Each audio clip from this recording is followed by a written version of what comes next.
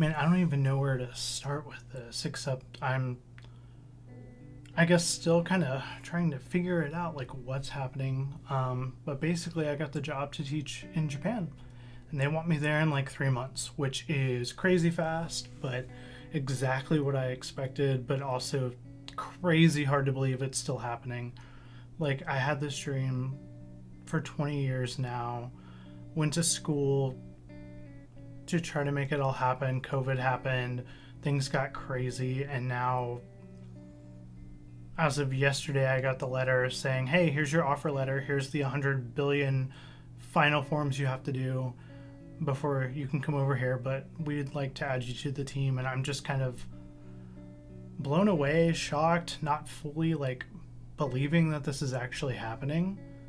Um, it's like this is again something I've wanted for so long. I've worked really hard for it, and in 3 4 months, I'm gonna be in Japan teaching, and I'll be there for cherry blossom season, and I'll be there for any cool new Pokemon or Kingdom Hearts related news drops, and I'll be there just living my life and living that 12-year-old kid dream I had of living there and doing life there. And I don't know how long it's for. I don't know if it's forever. I don't know if it's for just a year or two, but all I know is it's the thing that I've wanted for longer than I can remember.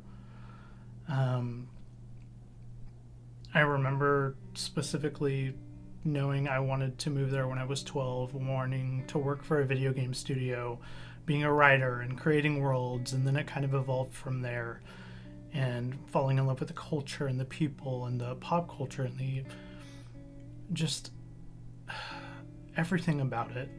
Um, it's really hard to explain unless you actually get it. Um, this is not something that I sought after, it found me kind of thing. So I've been fighting every day to try to get there to figure out why. Um, and so it's terrifying, but it's also incredible. But it also means getting rid of all my things and saying goodbye to my family and this whole transition and moving. And it's like these things behind me, they're gonna turn to dust when I die and things change.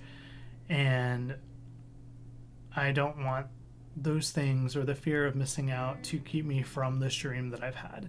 And I'm not going to let it. And so, it's a starter teaching job. It's, one of the main ones that you can get over there with and then build and grow from there. And, so now I'm in this process of like still trying to come to terms with, oh my gosh, I'm doing this. I told my family, I posted a little teaser on Facebook.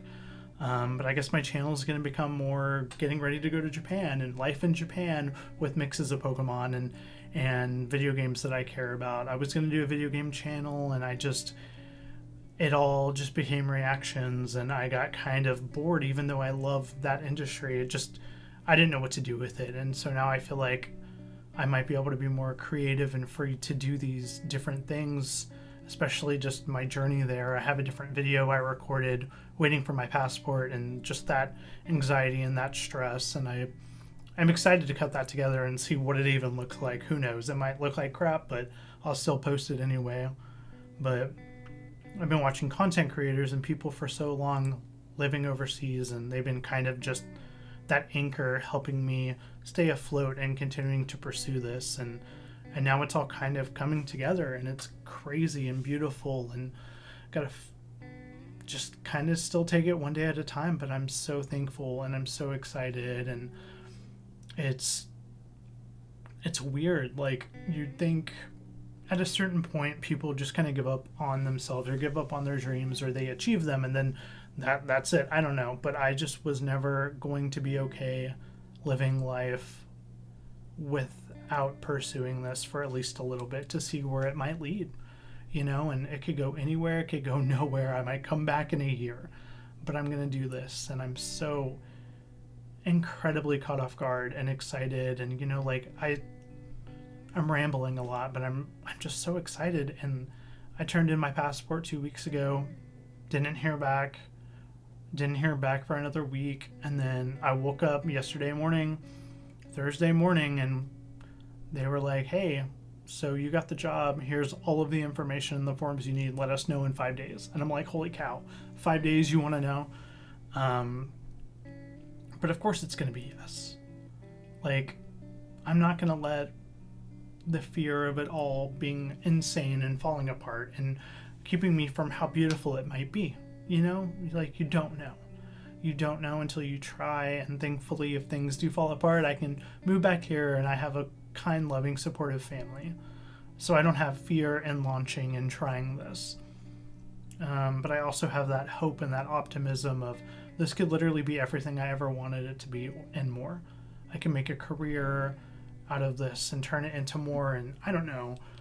We see people all the time start off with some little YouTube channel and it blows up, and then they become, you know, being able to be influencers and creatives and work for other studios and do things like that. So yes, I'm going as a teacher, but I would love to do more work as a creative as well, and use my journalism degree to some extent, learn the language, and you know, really be able to really move forward in that as well. And so it's just, you know, kind of still hard to get all of my thoughts together, trying to do this in one take with no edits. And that's the announcement. I'm finally, after 20 years of waiting and hoping and dreaming and rejection and anxieties and fears, like, I'm finally getting to go do this thing.